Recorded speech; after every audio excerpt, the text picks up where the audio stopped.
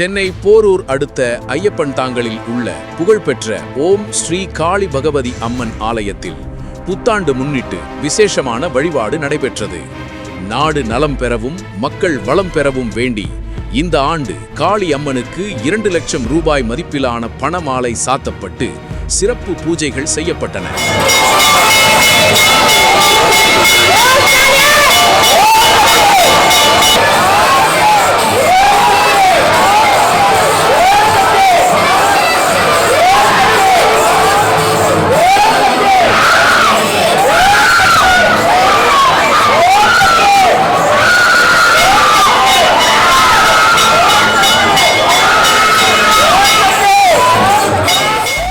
இந்த விழாவின் ஒரு பகுதியாக காளி அம்மனுக்கு சாத்தப்பட்ட அந்த பணத்தை கோவில் நிர்வாகம் அங்கிருந்த பொதுமக்களுக்கே திரும்ப வழங்கியது ஒரு நெகிழ்ச்சியான நிகழ்வாக அமைந்தது. மேலும் கோவிலுக்கு வந்திருந்த சுமார் 1000 பக்தர்களுக்கு அசைவ விருந்தாக சிக்கன் மற்றும் மட்டன் பிரியாணி அன்னதானமாக வழங்கப்பட்டது. வழிபாட்டின் போது பல பக்தர்கள் அருள் வந்து ஆடினர்.